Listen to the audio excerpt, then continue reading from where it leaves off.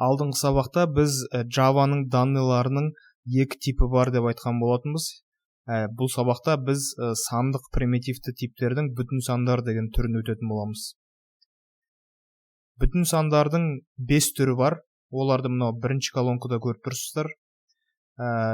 Және бұл әр типтің қабылдай алатын сандарының диапазоны мынау екінші колонкада жазылып тұр. Мысалы бізде x деген переменная болса, бұл переменная тек қана байт деген типті данныйларды қабылдай алатын болса, байт деген мына жерде көріп тұрсыздар, ең біріншісі. Бұның мәні тек қана минус 128-ден плюс 127-ге дейінгі сандар қана бола алады.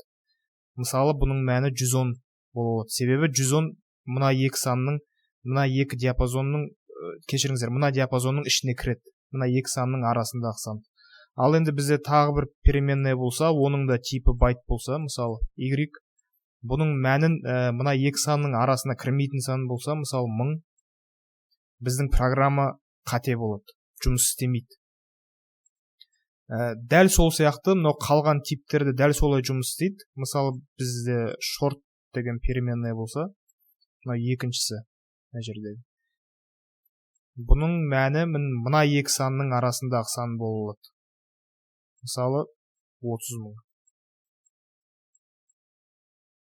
Ал енді бізде мысалы 5,13 деген сан болса, қарап тұрсаңыздар, бұл сан 5,13, ол мынау кез келген, мынаның ішіндегі кез келген типтің диапазонына кіреді. Мысалы бізде int x, қарасаңыздар, бұның диапазоны мынау минус 2 миллиардтан плюс 2 миллиардқа дейін, және мынау 5,13 деген сан бұл диапазонның ішіне кіреді, бірақ бұл қате болады. Не үшін? Себебі бұл типтер тек қана бүтін сандарды ғана қабылдай алады. Мынау бөлшекті сандарды қабылдай алмайды. Бөлшекті сандар үшін мына жерде қарап тұрсаңыздар, бізде бір бөлек тип бар, ал бұл типтер тек қана бүтін сандар үшін ғана. Енді бұны код жүйінде жазайық. Мысалы, естеріңізде болса, мынаны алдыңғы сабақта сәлем әлем деген создавать еткен болатынмын. Файлымыздың атын бүтін сандар деп қойайық. Және естеріңізде болса, бұл сөздердің арасында пробел болмау керек.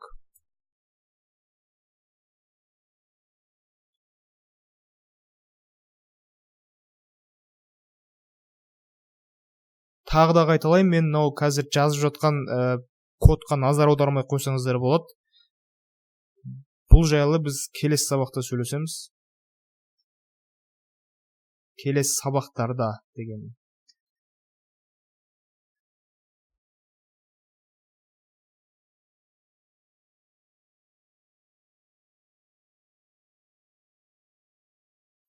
Мысалы, байт деген типті переменная создавать етейік.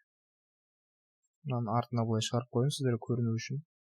Байт мынау ең біріншісі, x. Бұның мәні бағана айтқан болатынмын, мына екі санның ішіндегі ғана сан болады, мысалы 100. Енді бұл переменнаяның мәнін командная строкаға шығарайық.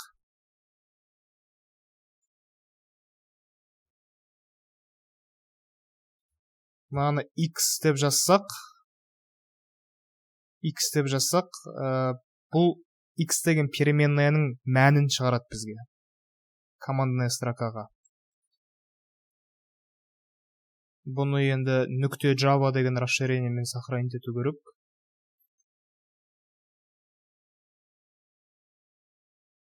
Так, мынау бүтін сандар нүкте Java деген файлымыз шықты. Енді бұны компилировать ету керек, естеріңізде болса. Ол үшін бұл файл тұрған директорияға барамыз. Директория деген осы файл, папка. Осы жерге бардық. Енді бағанағы файлды компилировать етеміз. Java файлымыз компилироваться етілді. Енді бұл жерде бүтін сандар класс деген файл шықты. Енді бұны ашамыз. Көріп тұрғандарыңыздай, мынау x деген переменныйның мәнін бізде командная строкаға шықты. 100. Дәл сол сияқты басқа типтерді шығарып көрейік. Мысалы, short. Тағы да бір айтып өтетін нәрсе, біз переменнылар создавать еткен кезде олардың аттары бірдей болмауы керек. Мысалы, мынаның аты x болса, біз мынаның да атын x деп қоя алмаймыз. Бұның атын басқа нәрсе деп қою керекпіз. Мысалы, 30.000. Қалғандарды жаза салайық сразу. Үшіншісі int. 1 миллион. Тағы да бірденке, мысалы, бізде мынандай сандар болса, мысалы, мынандай сан болса, біз бұны қарағанда шатасып кетуіміз мүмкін. Бұл миллиард ба, миллион ба, не бұл? Сол үшін біз кез келген кезде сандардың арасына мынандай нижний пробел қоя аламыз. Бұл нижний пробел қойсақ та, қоймасақ та, екеуі де бірдей жұмыс істейді. Мысалы, 1,5 миллион деген мән берейік бұған. Бұны қайтадан компилировать ету керек.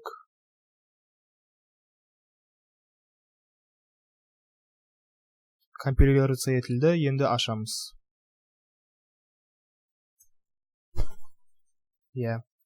Кешіріңіздер, мен бұны командная строкаға бұлардың мәндерін шығар деп жазбаппын.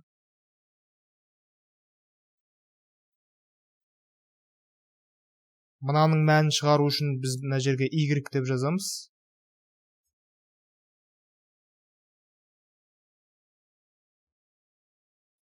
Мынаның мәнін шығару үшін I деп жазамыз.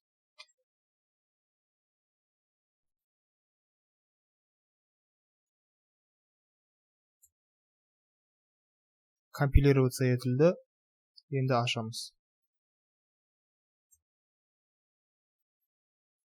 Көріп тұрғандарыңыздай, әр переменныйның мәндері бізде экранға шықты. То есть командная строкаға. Мына x-тің мәні 100, y-тің мәні 30.000, I-дың мәні 1,5 миллион.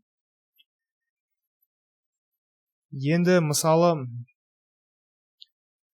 бізде мынау байттың мәні тек қана мына екі санның арасындағы сан болады деп айттық. Енді мысалы бұл екеуінің арасындағы емес санды беріп көрейік. Мысалы 128 деп. Бізде қазір қате шығу керек.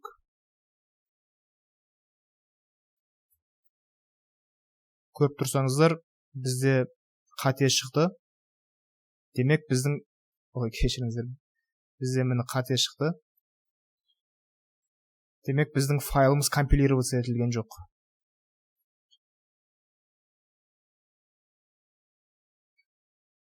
Даже мына жерде именно қай жерден қате кеткенінде жазылып тұр. Byte x тең 128 деген жерімізде қате кетті деп жазылып тұр. Мына жерде. Сол үшін бұның мәнін азайту керек. Енді тағы да бір айтып өтетін нәрсе, мысалы бізде int деген типтің ең үлкен мәні ол мынау сан. Бірақтан бізде жазып көрсетейінші. Мысалы мынау inttің максимальный бола алатын мәні мынау 2.147.483.000.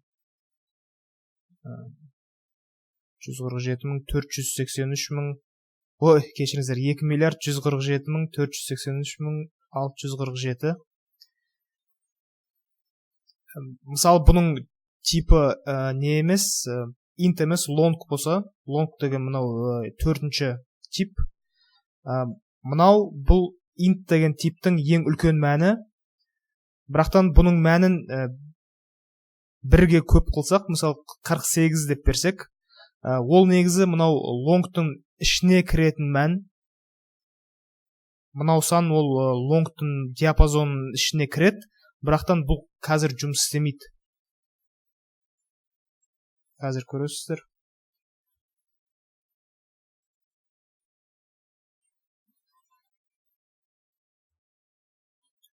Көріп тұрсаңыздар, мына жерде қате шықты. Неге? Себебі бізде мынау ненің мына санды жазған кезде компилятор бұны не деп int деген типтегі сан деп ойлайды. Мына санды жазған кезде ол компилятор оны int деп ойлайды. Біз компиляторға бұл сан int емес long деп айту үшін біз мынаның соңында l деген үлкен әріп қою керекпіз. Үлкен немесе кішкентай разница жоқ, бірақтан үлкен дұрысырақ деп ойлаймын, себебі кішкентай l ол бірге ұқсайды. Сол үшін үлкен l-ді қойдық. Енді мынау l деп жазғаннан кейін компилятор бұл санның long екенін түсінеді. Енді компилировать етейік. Көріп тұрғандарыңыздай дұрыс компилироваться етілді. Енді бұны ашамыз. Мына жерде мынау сан шықты.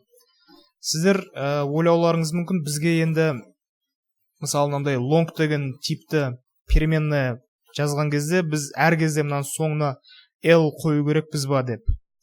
Жоқ, әр кезде емес. Мысалы біз бұдан азырақ сан алсақ, даже мына 7-нің өзін алсақ та, біз l-ді қою бізге міндетті емес.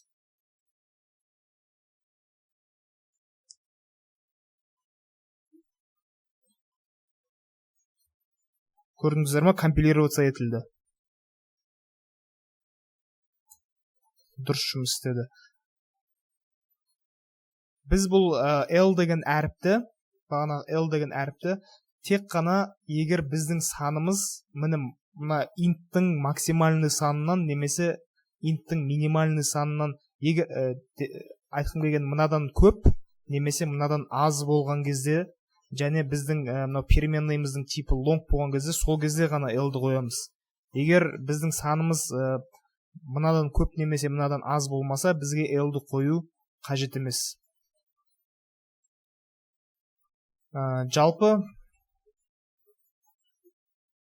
Жалпы айтайын дегенім осы. Ендігі сабақта біз char деген типті өтеміз. Көріп тұрғандарыңыздай бұл қызылмен жазып қойғам, себебі бұл тип қалғандарына шамалы ұқсамайды. Бір нәрсені айту есімнен шығып кетті. Сіздер мынау нелерге, типтерге қарап мынандай сұрақ қоюларыңыз мүмкін. Не үшін бізде бүтін санды жазу үшін бізге 5 түрлі типтің не қажеті бар деп? Не үшін бізде мысалы бір ғана тип жоқ, мысалы не үшін бізде сан деген сияқты бір тип жоқ, чтоб бұның мәні, x-тің мысалы мәні кез келген бүтін сан бола алатындай не үшін бір ғана тип жоқ, неге бізде 5 түрлі тип бар деп сұрауларыңыз мүмкін. Оның себебі бізде бұл әр тип өзінің салмағы бар. Қарап тұрсаңыздар, мысалы байттың 1 байт салмағы бар, мынаның 2 байт, 4 байт, сол сияқты. Салмақ деген ол нәрсенің біздің компьютерімізде алатын орны, өздеріңіз білетін шығарсыздар. Мысалы мынаның былай свойствосын ашсақ, бұл папка біздің компьютерде мынау 1,16 килобайт кешіріңіздер, килобайт орын алады. Болмаса мынау даже класс деген файлдың өзі біздің компьютерімізде мынау 463 байт орын алады. Сол сияқты біздің әр переменныйның салмағы бар, біздің компьютерде алатын орны деген сияқты. Мысал ретінде мына жерде бағанағы бүтін сандар деген файлымызды өзгертейік.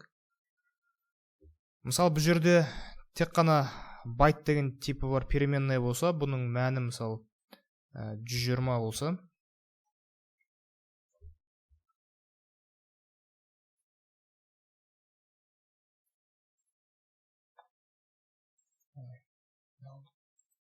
иә. Бұны компилировать етейік.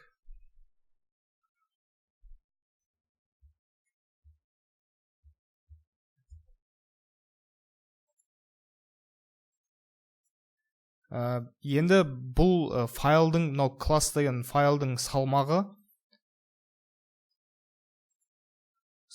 мынау 399 байт. Енді дәл осы сияқты бір файл создать етейік, бүтін сандардың копиясы. Бірақ бұның атын бүтін сандар емес, бүтін сандар 1 деп қойық, мысалы. Мына жерде де өзгерту керек, бүтін сандар 1 деп. Енді алдыңғы неде файлда бізде тип байт болды, енді бұны мысалы long деп қойық. Және компилировать етейік. Бүтін сандар 1.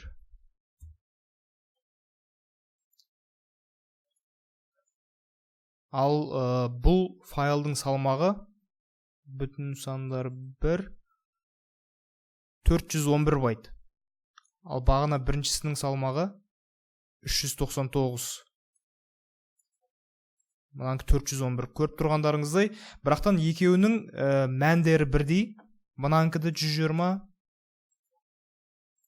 мұнанкіде 120. Екеуі кодтары бірдей, почти, бірақтан екеуінің переменныйдың типі екі түрлі. Сол үшін біздің екінші файл біздің компьютерімізде көбірек орын алады.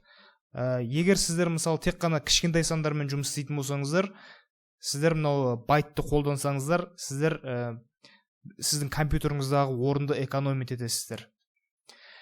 Негізі қазіргі кезде көбінесе мынау int деген типпен жұмыс істейді. Int деген типпен. Ал бізге мынадан көп немесе мынадан аз сан керек кезде ғана мынау longты қолданады. Көбінесе мынау intті қолданады. Бұл байт пен шорттың бар болған себебі Java негізі шыққанына уже 25 жылдан асып кеткен уақыт болды. Естеріңізде болса, баяғы кезде компьютерлардың памяті онша көп болмайтын еді. Сол үшін кімдер бағдарламаушылар памятті үнемдеуге тырысатын еді. Қазірде негізі бағдарлама жазған кезде памятті максимально үнемдеуге тырысады, бірақтан датаво қатты бұндай нәрселерге көп мән бере бермейді. Сол үшін сіздер негізі мынау intті қолдана берсеңіздер болады. Тек қана мынадан аз немесе мынадан көп сан керек кезде ғана longты қолдансаңыздар қателеспейсіздер.